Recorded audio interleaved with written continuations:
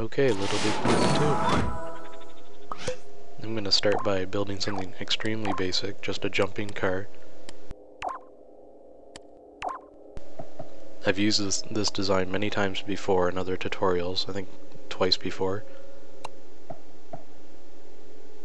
So your two wheels will be one layer thick, and your body that connects the two wheels will be a wafer thin piece. And then just connect the body to the wheels with motor bolts.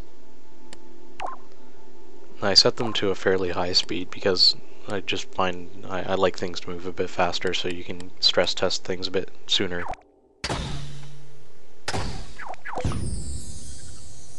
Instead of just using a normal switch or a grab switch like I used to use, we're going to use the Controlinator. And as soon as you place it, the circuit board is going to come up. And we're not going to do too much, we're not going to really do anything on the circuit board except add a sequencer later.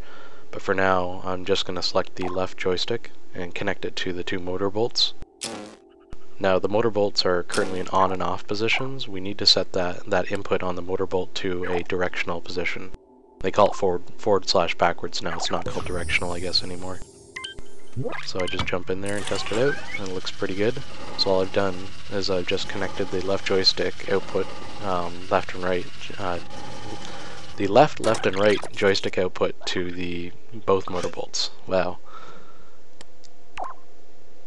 Okay, and now I wanted to add a jump button, so instead of using a thruster or a piston, I'm going to use a mover. I couldn't get a mover to work very well on the actual Controlinator circuit board, so what I had to use was this sequencer right here, which is what you see right now. The sequencer is basically a timeline of events that it executes what you put on that timeline. So right now what I'm putting on the timeline is a mover. And I haven't set the attributes of the mover, so right now I'm just telling the object to move during this part of the timeline. So right now I'm just removing all the settings on it, and I'm telling it to go up 5 units. At the end it's going to be 4 units. And it's going to go up at 100% strength.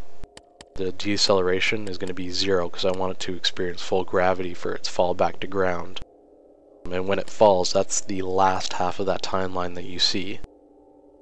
So I connect my X button to the input of that sequencer.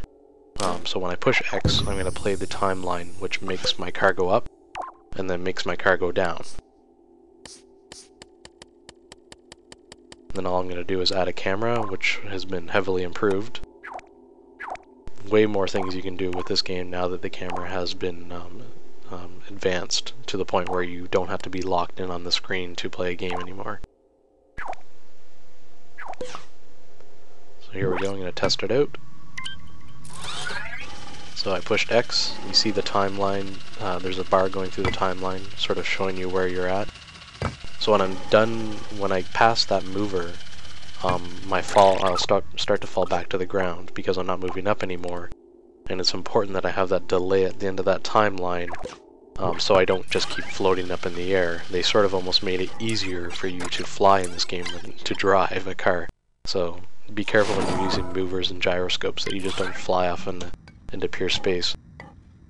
So that's it pretty much. You can go in and you can tweak it a bit more. What I did to make it not jump so high was I reduced the amount of time the timeline takes to travel. So instead of 2 seconds, it now takes like 1 second for it to travel. And that also changed how fast my mover reacted. So that looks like a pretty good jump there. Anyways, see you guys later.